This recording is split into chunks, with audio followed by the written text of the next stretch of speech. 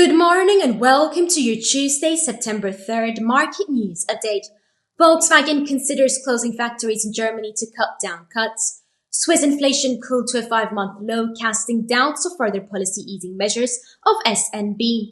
Gold extends its consolidation mode in the $2,500 area as traders await pivotal NFP data.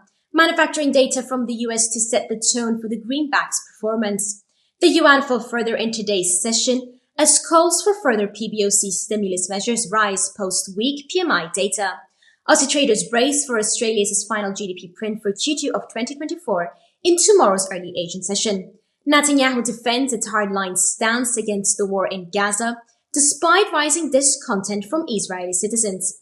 That's all for now, and stay tuned for tomorrow's market update.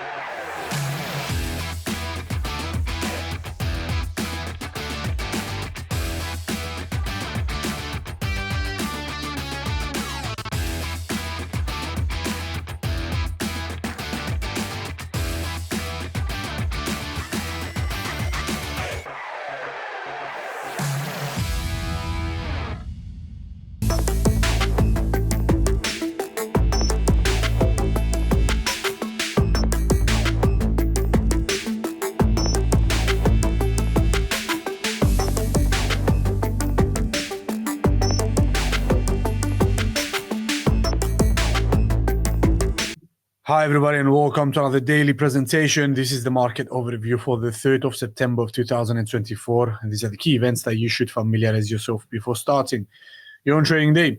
Now the first topic of conversation is going to be about Cathay Pacific, which has cancelled multiple flights after an engine failure kind of situation during yesterday's session. So yesterday, Cathay Pacific Airways, a Hong Kong-based airline carrier, has announced the cancellation of multiple flights from its schedule after an inspection on one of its Airbus 350 jet engines showcased failure on one of its components. So the carrier noted in an official statement that immediate precautionary measures were undertaken and raised the issue towards, quote-unquote, aircraft and engine manufacturers as well as our regulators for a quick resolution of the problem. So the company also began a fleet-wide inspection of their A350 aircraft, grounding and cancelling flights in and outbound of Hong Kong until the matter is resolved,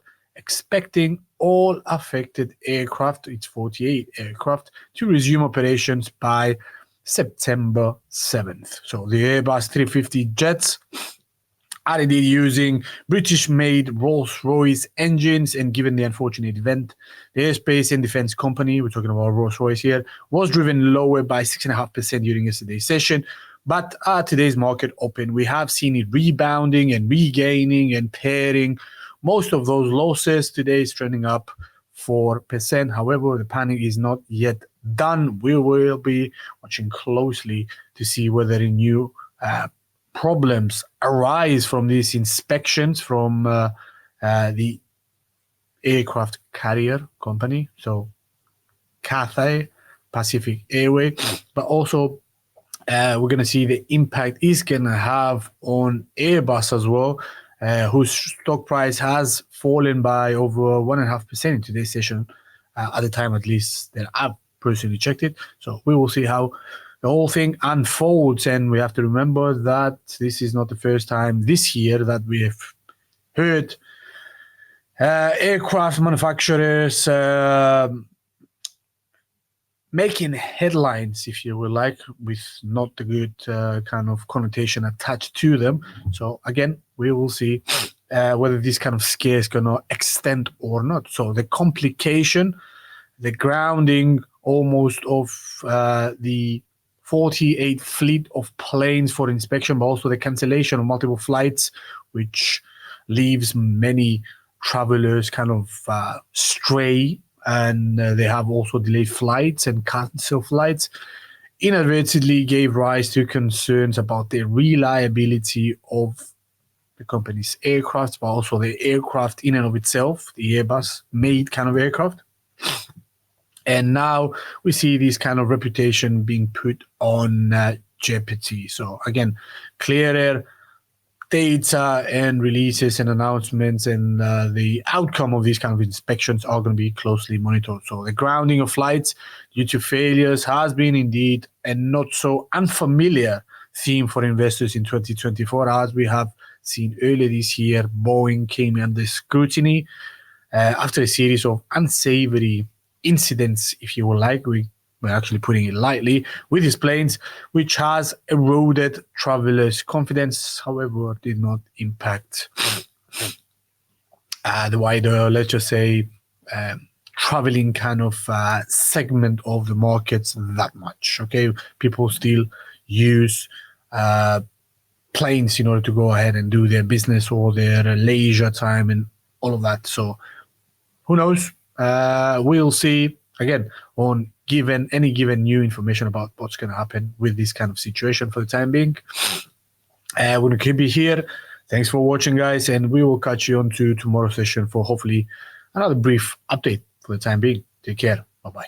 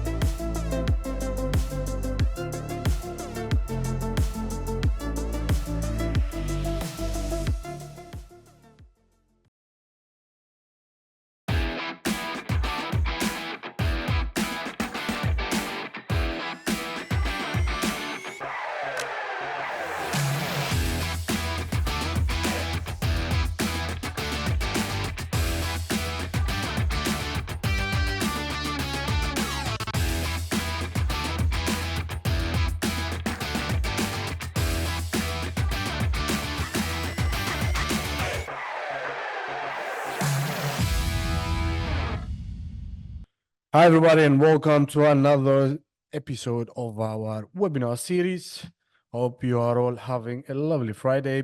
So today the topic will be, again, around technical analysis, and more specifically, we're going to dive into chart patterns. We're going to do the super basic stuff and the most common patterns you can spot out there in financial markets, and how to actually decompose them, okay? Interpret what kind of meaning they are conveying at the end of the day, how to spot them correctly, and then how to trade them correctly as well, okay? So we're going to go over the most widely known ones. We're going to talk about the head and shoulders, for example, pattern. We're going to do a brief intro into the saucer pattern, or in other words, the cup and handle. We're going to visit double tops, double bottoms, triple tops, triple bottoms, all that kind of lovely stuff, flags and pennants, ascending triangles, descending triangles, symmetrical triangles, all that kind of stuff. We're going to see them into today's session. Again, it's going to be super basic. It's for you guys that have just started out your trading journey. I'm going to give you a brief overview of what patterns you may start to, if you would like, spot out once you give you what kind of templates, what kind of characteristics they need to have in order for them to be valid. Okay. So, without further ado, let's make a start. So this is the risk warning and the disclaimer. You can read that on your own time. For the time being, let's move on. What is the agenda of today's session? So we're going to do a brief introduction into chart patterns. We're going to underscore and outline the most widely known patterns. And then I have personally split into two categories, two broad categories, what we call reversal and continuation patterns. We're going to watch and we're going to go over each and every one of those that fall under any of these two categories, for you to, again, get assimilated with what patterns may arise in the financial markets in general, and again, spot them, identify them correctly, judge whether they're valid or not, and trade them accordingly. Okay, so let's do a small recap before we start. So technical analysis, this is a branch of technical analysis we're going to study today, chart patterns. So let's do a small overview of what technical analysis is. So it's a study, in a sense, of market action through the use of charts in order to forecast future price trends. Again, some may call it a psychological study of behavior of traders within these financial markets. Okay, so market action, in a sense, includes three elements: what we call price, volume, and open interest. And technical analysis can be used at the end of the day in all kind of time frames for each and every instrument you would like. And more specifically, in regards to time frames, you can do technical analysis for short time frame periods, medium term, and longer term kind of again, what would you call it, horizon. Okay, so it applies and can be applied and can be used for any given type of trader out there, whether you are a scalper or a swing trader or a position trader. Any one of these kind of types of traders can benefit from using technical analysis because it can be applied to any given time frame. Okay, so technical analysts develop trading rules and trading system by using various theories, charting tools, and indicators. We have briefly outlined them meaning some charting tools we have done in the past.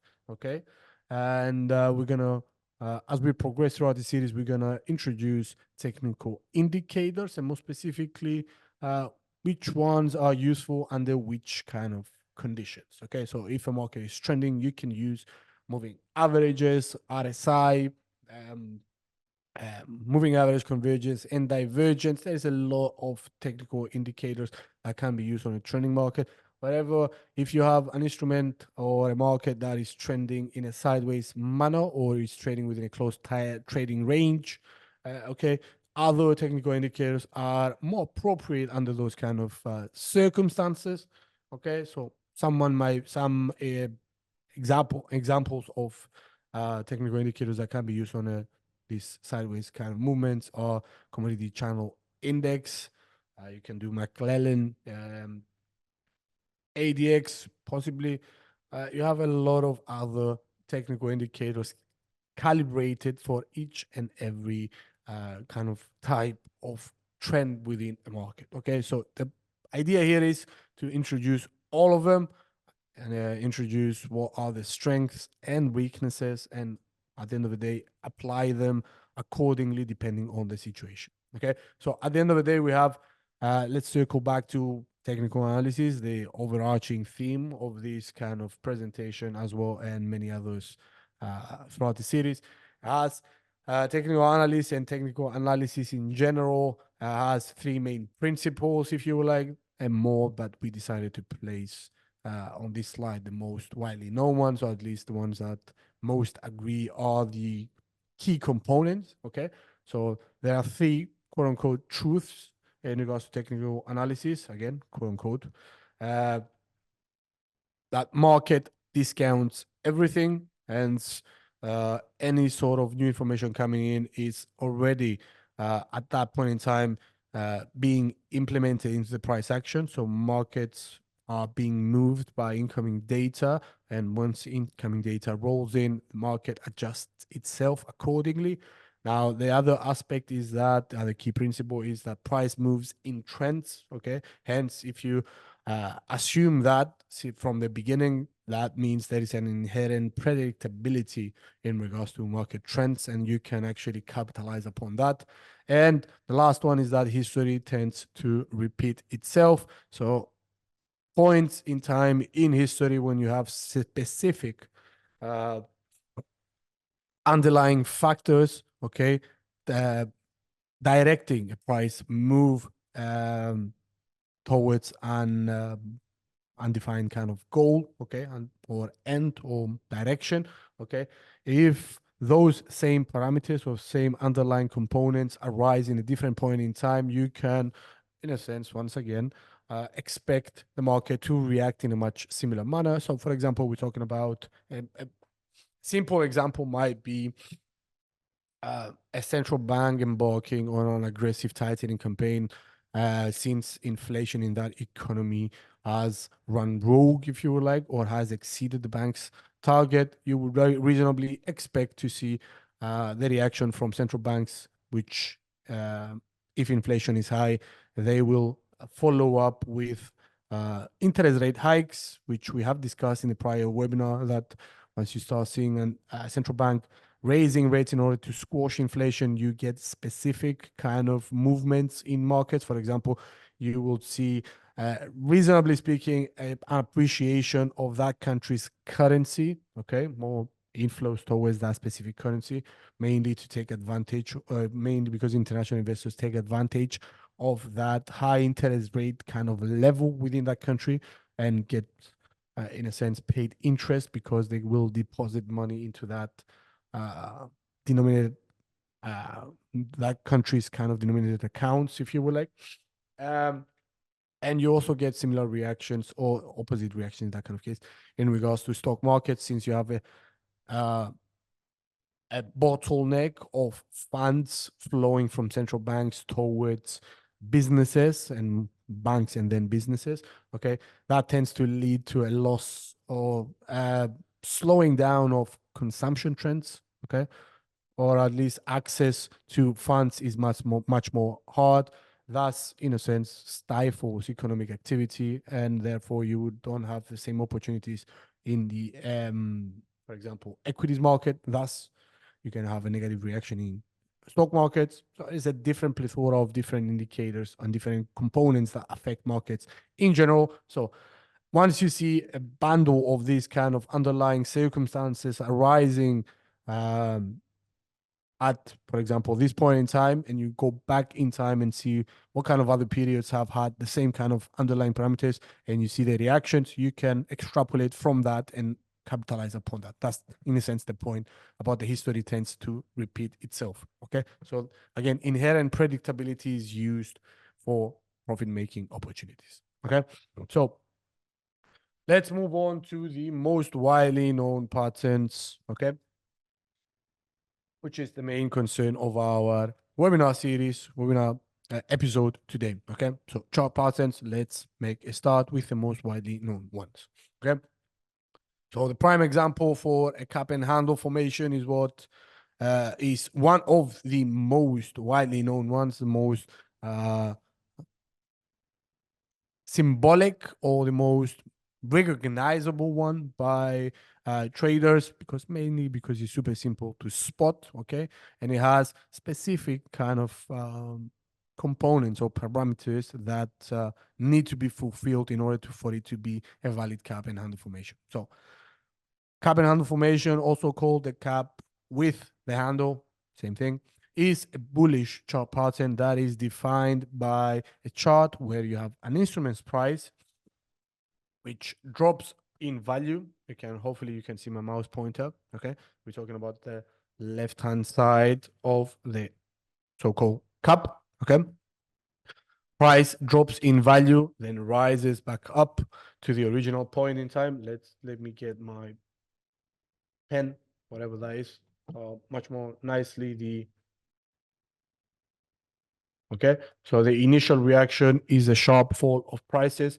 You get some sort of base here, okay, or a consolidation area if you would like, okay, and then is followed up by a sharp rise with prices at the same level as the one that has fallen in the past, okay, which created this kind of cup, and you get from there another drop, not as harsh as the first one.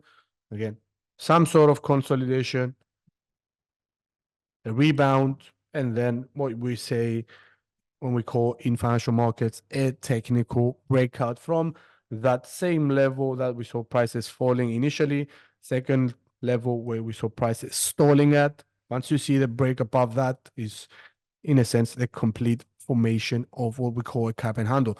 Let's look into the characteristics. However, in order for us to keep that on the back of our minds, and when we see a cap and handle formation, spot it correctly firstly, and then validate by checking the boxes whether this is actually a cap and handle formation. So important characteristics of this pattern is that a cap and handle formation should follow an increase in trend, ideally one that is only a few months old. We're talking about this level here. Okay, so the older the increase, the trend, the less likely that the cap and handle will be an accurate indicator. Now, the shape, in regards to a shape, a cap and handle formation, the cap must always precede, okay, the handle, okay? You can't have a cap and handle formation like this. This is not a cap and handle formation, okay? So a valid cap and handle formation, okay? The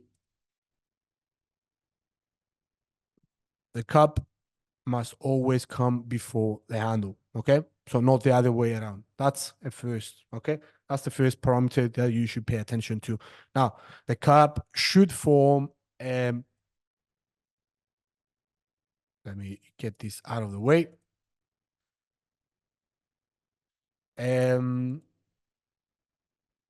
Yeah, a cap should form a rounded ball shape. So we're talking about this here, okay? So it has to have a bottom, which indicates a strong consolidation, okay? A fight between the bulls and the bears is not leading to anywhere, so, okay? Remember the analogy we had with the tug of war in prior webinars where we have the bulls fighting with the bears, pulling this kind of rope, okay? But the price action is not going anywhere. No one of the two is gaining advantage, if you like. So therefore, you get a stalling of price action or the formation of a trading range, what we call. So a sideways price action kind of thing. In this kind of case, we call it a consolidation.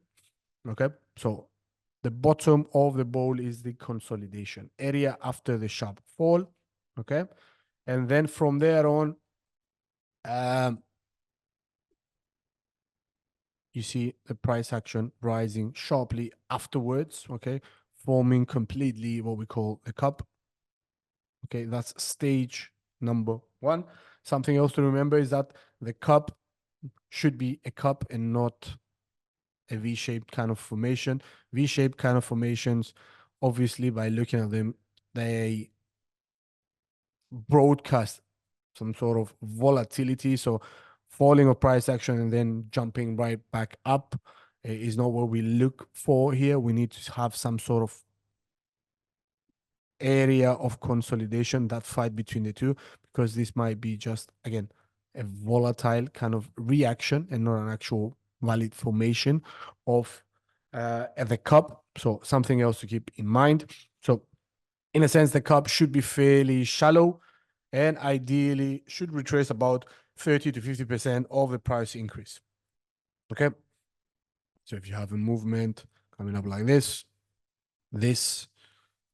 cup shall be about half or 1/3 of the prior move. Okay, so that's something else to keep in mind, this kind of analogy. So the perfect pattern would have equal highs on either side of the cup. So for the price, the level where the price action has fallen from, okay, now acts as a valid resistance level. So the price action should ideally come up to that kind of point and face resistance once again. So nearing that level is the ideal kind of thing, but also have variations.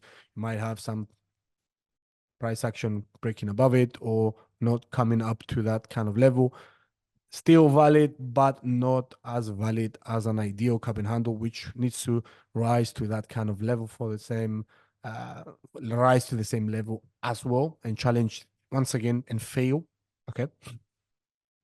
And the duration of the cup, in a sense, should last for about 1 to 6 months. You can adjust that for lower kind of timeframes as well. This is, remember, this is the written in stone kind of textbook description of a cup and handle formation. You can spot a cup and handle formation on a much shorter time frames. We're not talking about mini charts here. Maybe instead of 1 to 6 months, that could take place, for example, between 4 weeks, or meaning 1 month, and let's just say 2 or 3, okay, or at least 3 weeks and 2 months max, okay. So remember this kind of analogy because it's going to come in handy. Okay, so the cup must always take longer to form compared to the handle.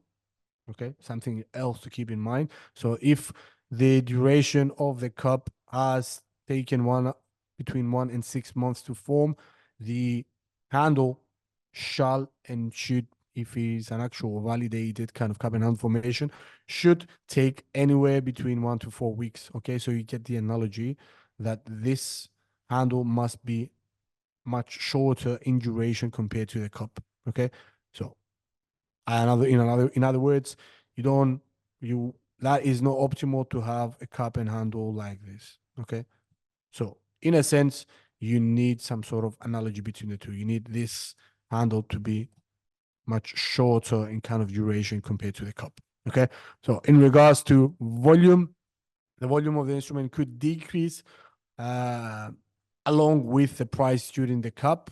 Okay, and should increase rapidly near the end of the handle, okay, where prices begin to rise. Okay, we need to see a rising volume somewhere in this kind of region. Here you're gonna have fall of volume, okay, stagnated volume levels here, rising volume levels here, but most volume, at least the stronger the volume bars or the larger the volume bars, should take place in this kind of breakout phase, if you would like, at the candle, at the formation near the candle. Okay, that's the ideal volume profile for a valid cup and handle formation. Okay, so moving on. Before we move on, let's quickly point out that there's an actual cup and handle formation being formed on instrument, on an equity. I found this a few days back. We have been capitalizing upon this. We played this quite a few times. So we're talking about what these companies call compass pathways. You can clearly spot cup and handle here, cup formation here, and a handle formation there. Okay, so let's look at it with a little bit more clarity, or zoom in a little bit. Does it validate our kind of rules in regards to being a valid cup and handle formation? So let's firstly speak about time and duration. So it took from the 14th of September until January 8th to form. So we're talking about 3 months, okay, for the completion of the cup and handle formation.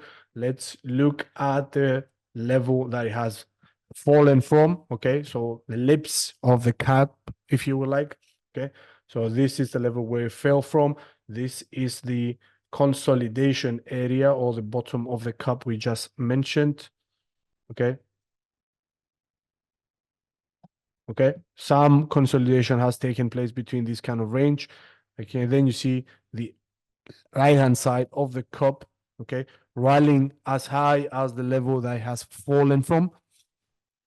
Okay, so stalling there. Okay, this acts obviously as a resistance, which is going to be turned into support. You're going to see that shortly. But for that point in time, that was the resistance level. We see the pullback or the retracement and the formation of the handle. Okay, how much time did this take?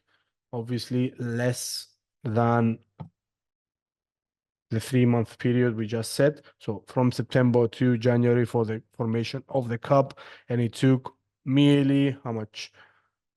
From the 8th of January until the 26th, so 2 weeks, give or take, okay, for the handle to just say materialize.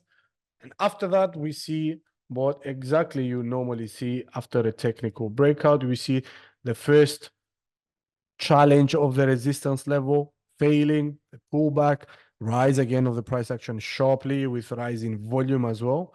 So volume indicator there, but you can see that from MACD as well. Rise of price action, breaking past of the prior, okay, resistance level, okay, and rallying to new ground, and some area where would you reasonably expect to have some sort of resistance after the breakout would have been that, broke past that, so we have to go further back, okay, so obviously you will have had some sort of pullback there, or at least a stalling there, because this is certainly a valid resistance level. And if you can pull that further back, you can see the price action has rebounded quite sharply from there. Okay. But in the grander scheme of things, this appears to have loads of free room to run, if you would like. So before placing, for example, a long order up at the top, I would have reasonably liked to see some sort of pullback from there. Okay. Wrong tool. Where is the ghost feed? Okay. So something like this. Okay. A retest of this level. Okay. Oh, sorry. A retest of the prior resistance level, which has now, since it was broken, become a support level. If we see a price action falling back towards this kind of level, the approximately $10 level, bounce, finding support there and bouncing once again higher from there, this is definitely a lovely play for going long. So if, for example, something like this happens, is definitely ideal. Okay, so not going beyond that. I have to fix this. Okay, if you get something like this, okay, hopefully let me mark it for you. If we get a retest and then, in a sense, another higher low, okay, so you can do this to mark this kind of territory. Okay, if you get a higher low, we're using an ascending kind of trend line, and then you see the price action rolling from there, that would be the ultimate, if you would like, entry point for playing correctly this kind of pattern. Okay, so having a target like this, and let's see where we reasonably expect to get some sort of stalling of price action. Certainly the next target is way far away from us, so if we assume that this is definitely a valid resistance level, obviously you can see that is a pick and we see a rapid falling of prices. You have multiple targets for you to choose from on where you place your take profit from. Okay, next valid one might be this, which is somewhere where we would have reasonably started to cover at least partially our position and make money on this. So let's see, the risk reward ratio is somewhere around more than 4, so it's definitely nice. So we're risking about 8.5% if the price action falls to the prior support level once we get all this kind of movement. we're risking approximately 8.5%, and we are willing to make money, let's just say, and for what, 35%. So that's definitely something very nice in regards to risk reward ratio. Okay, so that may be one play. If you are much more aggressive and much more, I don't know, exuberant in your take profit targets, you can raise it up there, which is 70%. Definitely some eye-catching kind of number, but it's gonna obviously take longer than that. We don't know for sure if that's gonna um, um, become a reality or manifest, if you like. If you don't see, for example, prices breaking past this crucial $15 level for over resistance, then no need to have a target up there. So cautious and quote unquote sophisticated kind of take profit level would have been somewhere around the $14.5 level, okay, for this kind of play. So you can see the fact that this cup and handle formation was created, okay, at the bottom, okay, of the market is another strong indication that is a for sure lovely reversal kind of point. So it gives us much more confidence that the price action will rally from there onwards. Okay, so that's one play for you right there, guys, in real time. Okay, so moving back to our slide of the presentation. Yep. Let's discuss some other lovely chart parts and formations that are also used for, in a sense, placing a lovely strategic play. So these are double top and what we call double top and double bottoms. Okay, so you have, in a sense, what we call here a McDonald's sign and a Wendy's sign. So Americans and their burger joints. So we call this a double top and double bottom. So the price action rallies to this specific kind of level, pulls back, and then rallies once again, fails to break above it. Okay, price action retraces to lower ground, breaks what we call this kind of neckline, and then surges from there downwards. If this is found on a market top, okay, on a rallying kind of instrument, this is definitely a lovely reversal kind of signal. If this obviously is found on the flip side, if this is found on the bottom, okay, prices are actually falling all the time, and you see this at the market bottom, the price action falls to this kind of level, rebounds from it, falls once again, fails to break below it, and rebounds once again, breaks past the neckline and rallies from it, okay, gives you an indication that it's a valid reversal kind of signal, and you can play this accordingly. Once you see the break above the neckline, you can generate a buy or a long order here. And in this kind of case, once you see the definite breakdown below the neckline, okay, you sell, okay, you generate a short kind of call for this. Obviously, there are variations of the double top and double bottom. We have triple tops and triple bottoms, something like this and something like this. Okay, much more grave in their potency, if you will, like much more important is potency, okay, because you have 3 times that level is not broken in regards to a triple top. That gives you an indication that whenever the price action falls below what we call the neckline, the price action is gonna fall rapidly from there onwards, because you have a wall of sellers there, not allowing the bulls to push the price action to high ground. They fail once, they fail twice, they fail thrice, and when the break below the neckline appears, sell signal is generated.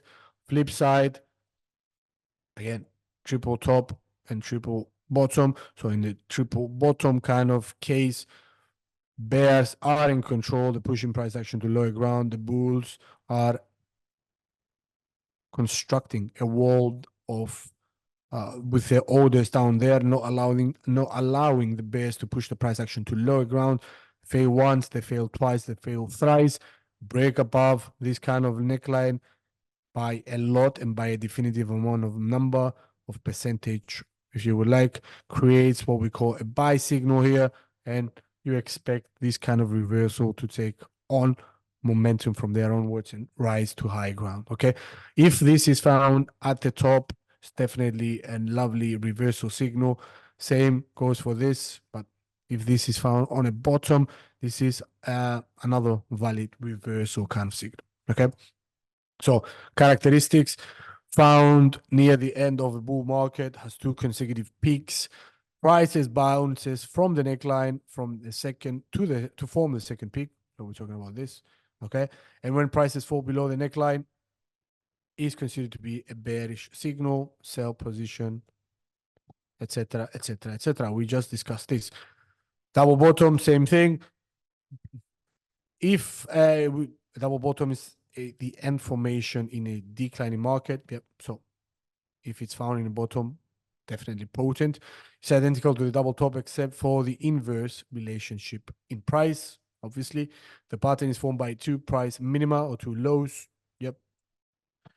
Separated by a long peak. Okay.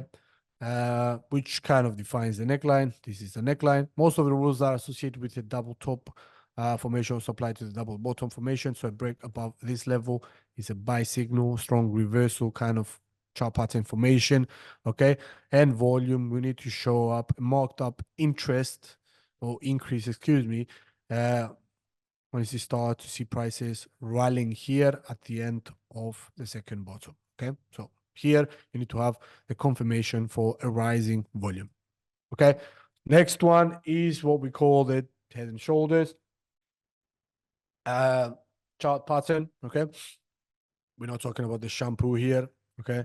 So you have what we call a left shoulder, imagine a head, and a right shoulder. Okay. So this is one of the most widely recognized chart patterns out there. Traders actually scavenging to find out where these are actually formed. So when you see these being formed at the top, okay, head and shoulders at the top, once again serves as similar kind of has similar implications, much like the double top and triple top. Okay, break below the neckline, which is the connecting line between the two throws. Okay, here, break below here is what generates the sell signal, but it needs to be a substantial kind of move, a clear break below it. Okay, so it consists of, in a sense, three peaks, 1, 2, 3, we just noted. A neckline is drawn connecting the lowest points of the head, and a break through the neckline provides a sell opportunity. Okay, covered this. Opposite case here with the inverted head and shoulders. If this is found on a market bottom, okay, again, serves as a reversal signal. Once again, bullish reversal signal in this kind of case, bearish in regards to this. Okay, so again, left shoulder, head, and right shoulder, these three throws. The head must always be lower than both the shoulders, something else to keep an eye out. Same thing goes for here. Head must always be higher than the left and right shoulder. We don't really give much attention to the positioning of the right and the left shoulder, comparing them together. Okay, so might be near the same level. Fair enough. Some of them might be slanted, so this one might be higher than this one. Nevertheless, what we pay attention to is the head needs to be higher than both of them, and we need to see the connection of the two throws forming the neckline. A break below the neckline, sell. Opposite is situation here. So the head must be lower, okay, than the left and the right shoulder. Inconsequential whether the left shoulder is going to be higher than the right or the right higher than the left. We don't care about that. We do care, but not as much. Okay, so again, break above the neckline, which is the neckline is the the connection of the two peaks or the two rebound levels. Okay, the higher price action has rebounded from. Okay, connection of the two creates the neckline. A break above the neckline definitive break above the neckline serves as a valid buy signal. Okay, so opposite case when it comes to this. Okay. So head and shoulders formation is one of the most well-known reversal patterns on the technical analysis chart. When a price trend is in a process of a reversal, either from a bullish or a bearish trend, it's a characteristic pattern that takes the shape and is recognized as a reversal formation. We noted this. Inverted head and shoulders, completely the opposite. Inverted head and shoulders formation is the same as the name suggests, the opposite of head and shoulders. And it is too a reversal pattern, something else to keep in the back of your mind. On the technical analysis chart, when the price trend is in the process of reversal, either from a bullish or a bearish trend, characteristic pattern takes shape and is recognized as, once again, a reversal formation. Okay, so importance of the neckline, we have commented on this. Let's go on with a formal definition. So the drawn neckline of the pattern represents a support level. Whoop. Didn't want to erase this. Okay, so it acts as a support level. We're talking about obviously the normal or the traditional head and shoulders. This is obviously resistance, serves as resistance.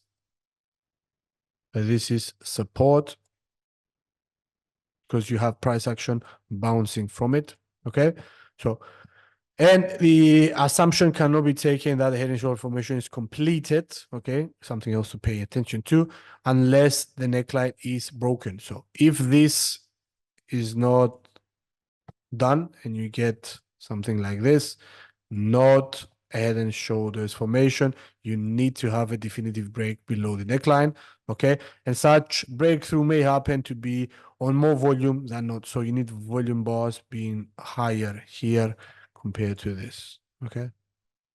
Something else to keep on the back of your mind. Hence, a breakthrough should not be observed carelessly. A serious situation may occur. So if such a break is more than 3 to 4%, arbitrary number, but good enough, okay? 3 to 4% breakdown below this kind of level is what defines a nice valid neckline break or a valid signal for a short position. So when a price action drifts through the neckline on small volume, okay, we're talking about this area right here, there may be a wave up, although not certain, but it's sometimes observed. So the rally does not cross the general level of the neckline before selling pressure increases. The steep decline occurs and prices tumble with great volume. Okay, so pretty much self-explanatory. So characteristics, most of the times the head and shoulders are not perfectly shaped. We commented on this. The formation is therefore could be slightly tilted upward or downward. So if you compare the left shoulder with the right shoulder, you're going to have these kind of discrepancies most of the time. Now, never have I ever, personally speaking, here observed an equal kind of symmetrical head and shoulders. Maybe I have not seen many of them, that's why. But they definitely exist out there. Most of the ones I have seen, the two shoulders are not perfectly aligned. Some or one of the two is slanted either upwardly or downwardly. Nevertheless, you need to have the head above the two shoulders, definitely, then definitive break below the neckline in order for it to be a valid head and shoulders formation. Okay. Let's finish up with the characteristics. One shoulder may appear to drop, okay? On many chart patterns, any of the two shoulders may appear broader than the other two, which is caused by time involved in formation of the valleys and troughs, okay? Something else you can observe there. They're not going to be symmetrical in time as well, not only in price, but they may not be symmetrical in duration as well. No problem with that. Okay, this is definitely a variation. Neckline may not be perfectly horizontal, so sometimes you're gonna have slanted kind of necklines, either upwardly or downwardly, or maybe you can have a perfectly parallel one, okay, or a horizontal one, more specifically. If the neckline is ascending, then the only qualification of the formation lies in the fact that the lowest point of the right shoulder must be noticeably lower than the peak of the left shoulder. Okay, so usage as a tool, head and shoulders is an extremely useful tool after this confirmation. So it needs to be complete in order to be valid first before it needs to be assigned potency. Okay. And measure the minimum profitable extent of the subsequent move from the neckline. Okay. In order to confirm, you need to, in a sense, calculate the difference between the neckline and the head, and you project that upwards. Okay. If the break is near that, then you'd have definite confirmation that price action is going to move to high ground in that kind of case, if it's an inverted head and shoulders. Okay. So to find the distance of the subsequent move, measure the distance from the peak of the head to the neckline, then measure the same distance down from the neckline on up if it's an inverted head and shoulders, to point where the prices penetrate the neckline after the completion of the right shoulder. Okay, this gives the minimum objective of how far prices can decline from the top after the completion. Okay, hopefully everything is here kind of clear. Okay. Next topic, moving on, reversal patterns. We also have what we call wedges, okay? So wedge is, in a sense, identified by two converging trend lines that come together at an apex. What distinguishes the wedge is noticeable slant either to the upside or the downside. So you have not parallel lines, okay? This is what we call a channel, more specifically an upwards moving channel. Wedge, the lines, this time, this line, this one, and this one, okay? They are slanted, and they are, if you extend them further into the future, they are actually converging, and you might call this converging triangle in a sense, okay? So you need to have them, if you extend them further into the future, they're gonna meet, okay? This is what we call the apex, by the way. This is the apex, and this is the base, okay? The start or the creation of the ascending wedge or descending wedge. So this is the base, the distance between these two lines, okay? And this is the apex, the distance between these two now much more closer converging lines, okay? So this is the apex, and this is the base. Just a few terminology you can come across, okay? So a rising wedge is considered bearish, okay, if it's found in an uptrend. If you see this on an uptrend, it is definitely a bearish signal, so a reversal may be imminent, whereas a falling wedge is considered to be bullish if this is found in an downtrend, okay? Much more potent if it's found in their original kind of habitat, if you would like. Okay, so wedge, what you need to take here from here is that it's like a symmetrical, it's like a channel, but the two lines are converging towards each other, much more closer to a triangle rather than a symmetrical channel, because obviously the lines in a channel are parallel. These lines of a wedge are converging, okay? This is one of the characteristics of a wedge. So if it's found in an uptrend, it's considered to be a bearish signal. If it's found in a downtrend, if it's a descending wedge, is considered to be a bullish signal. Okay, so the wedge pattern is another commonly found pattern in the price charts of financial trading instruments. The pattern is characterized by contracting range in prices coupled with an upward trend in prices known as rising wedge, or in the flip side, a downward trend in prices known as a falling wedge. So this is what you see here. Sequentially lower highs. Okay, so at least the highs, they're higher highs, but they are not rallying much harder than they should be, if you like. At the contrary, you have higher lows. Okay, so you have this kind of area of congestion, okay, as you progress through time and as you climb upwards. So the bulls are, in a sense, losing momentum, okay, and the bears are eager to jump into the picture and drive the prices to lower ground. Hence, it's a bearish signal. Where on the opposite side, you have contracting kind of falls in regards to the bears momentum. The bulls are eager to enter the picture. Okay. And once they do, and the price action congests near the apex, I made it worse, near the apex of the descending wedge, this serves as a bullish signal. Okay. So a wedge pattern is considered to be a temporary hold of a primary trend. Okay. It's never a main trend. Okay. It's a hold in a major trend or a primary trend. So it's a type of formation in which trading activities are confined with a converging straight lines, which form a pattern. So this pattern has a rising or falling slant depending on the direction. So falling and rising wedges are small part of intermediate or a major trend. When we go over Elliott wave theory, you're going to have these kind of patterns emerging at specific points in the motif kind of waves over Elliott waves or on the corrective waves as well. So brace yourselves for this. It's going to come at near the end of the trading series, our webinar series. For the time being, let's move on. As they have reserved for minor trends, they are not considered to be major patterns, obviously. Now, once the basic or primary trend resumes itself, the wedge pattern loses its effectiveness as a technical indicator. So if they not break towards the downside and continue rising higher, obviously it's not a wedge. You shall not take that as a reversal signal.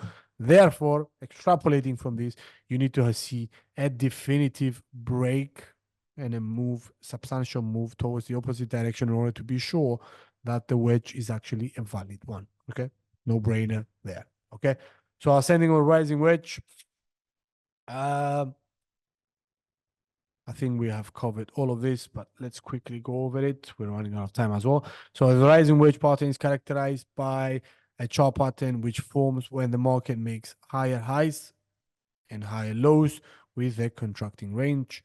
High highs, high lows, but as you can see, the range is contracting. So when the pattern is found in an uptrend, it's considered to be a reversal pattern, as the contraction of the range indicates that an uptrend is losing strength. This is how to interpret this kind of ascending wedge. Okay, so when this pattern is found in a downtrend, it's considered to be a bearish pattern, as the market range becomes narrower into a correction, indicating that correction is losing strength and that the resumption of the downtrend is in the making.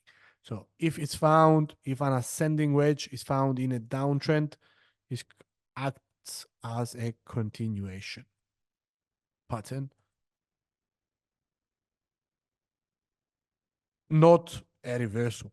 Okay, so pay attention where you find ascending or descending wedges. So if an ascending wedge is found on the top, is a reversal signal. Okay, whereas if an ascending wedge is found on a downtrending kind of movement, okay, is considered to be a continuation pattern, not a reversal. Okay, because you need, in order for you to remember why that is, and when to see that on either an upside or a downtrend, kind of uptrend or a downtrend, you need to understand what this kind of formation means.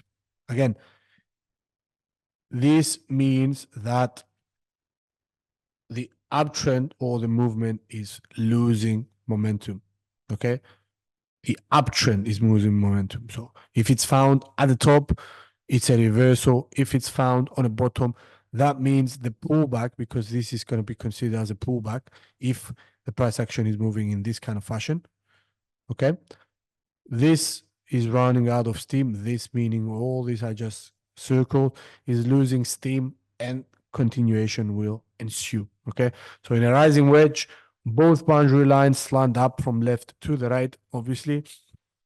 Although both lines point in the same direction, the lower the line rises at a steeper angle than the upper one. Okay, obviously, this is less than this. Okay, the slope of this is much slower than this. Okay, so prices usually decline after breaking through the lower boundary line by a definitive amount. Okay, so descending or falling wedge, completely the opposite. So let's go ahead. The descending wedge pattern is characterized by a chart pattern which forms when the market makes lower lows and lower highs with a contracting range. You can see that there. When the pattern is found in a downward trend, it's a reversal, whereas if it's found in an uptrend, it's a bullish continuation pattern. Okay, so as the market becomes narrower into correction, that indicates that the downward trend is losing strength and the resumption of the uptrend is in the making. Okay, so this is what we call a reversal. This descending wedge, because it's on a downtrend, signals, okay, a reversal. Whereas if that same thing was found in an uptrend, it's a continuation pattern. Okay, so you can see its dual nature. So you need first to identify where the market is moving towards to, then identify if you can spot correctly a descending wedge or an ascending wedge, and extrapolate from there onwards. First, you need to identify the major trend in order for you to make sense where it's going to move. Okay, and you need to see a complete and utter definitive break above it in order for you to be more sure that it is an actual descending wedge. Okay, and continuation or a reversal will take place depending on the movement of that specific market, the major kind of trend. Okay, I think it's enough about this. Let's move on to continuation patterns. We have flags and pennants, which represent brief pauses after dynamic market moves. Okay, this is their characteristic. This is definitely a dynamic market move. Okay, so they represent situations where a steep advance or decline. This is the decline, obviously, and this is a steep advance, has gotten ahead of itself and where the market pauses briefly to catch what we call its breath before running out again at the same direction. Okay, so this is what we call the three drive or flags and pennants. Okay, followed it can be found after you see an abrupt kind of sharp rise or fall of price action. You see the price action moving to the opposite kind of direction. Okay, power, brief, taking a breather, and then wow, is busting into higher territory with a lot of momentum and volume and price action. Okay, opposite opposite situation here. Okay, pennants are the other kind of type of a continuation pattern after a sharp rise in price or a sharp fall in price action. Once you see a contracting kind of range, what we call, in other words, a symmetrical triangle or a pennant. Okay, pennant is because it follows up a sharp movement. Okay, you expect to see a continuation of the price action to higher ground. Obviously, you need to see definitive break above it in order for you to get the confirmation that the price action is going to move to higher ground. Okay, but it serves the same purpose. They are continuation patterns. They are giving you the indication that the price action is taking a breather after a sharp move. The market has overextended itself. The market participants are now correcting, quote unquote, the price action. And at the end of the day, once you see the bulls and the buyers fight, kind of giving in and moving closer to the apex, the bulls once again take the direction, the initiative, and push the price action to high ground. And in this case, the bears do so as well. Okay. So this is the verbal kind of description, written in word for illustrated for you to look at. So the flag pattern is encompassed by two parallel lines. So this is what we call a channel or the three drives. Okay, kind of move. These lines can be either flat or pointed to the opposite direction of the primary trend. This moves upwards, this moves up, excuse me, this moves downwards, this moves upwards, opposite direction. Okay, the pole, this is the pole, this sharp, abrupt move, okay, is then formed by a line which represents the primary trend in the market. Now, the pattern is seen as the market potentially just taking a breather after a big move and continuing its primary trend. Okay, discuss this. So pennant pattern, again, discuss this as well. The pennant pattern is identical to the flag pattern in its setup and implications, but the only difference is that consolidation phase of a pennant pattern is characterized by a converging trend lines rather than parallel. Okay, so flags have parallel lines, whereas pennants have converging lines. Okay, not as nice, but you get the point. Same as another continuation pattern. Okay, so this brings us to the end of today's session, guys. Thanks for watching, and we'll catch you on to next session where we're gonna probably discuss, if I'm not mistaken, about we're gonna go back to fundamental analysis, and we're gonna cover the most widely known economic indicators that fundamental analysts look at for them to gauge how a specific country's economy or a specific instrument is behaving and how it will be affected by incoming data, and use that kind of information to make much more sophisticated kind of predictions or actually go ahead and capitalize upon that kind of information and strategically trade them. Okay, so for the time being, thanks for watching. We'll catch you on to next week's webinar for another lovely episode of our series. For the time being, thanks for watching, guys. Ciao, ciao. Bye bye.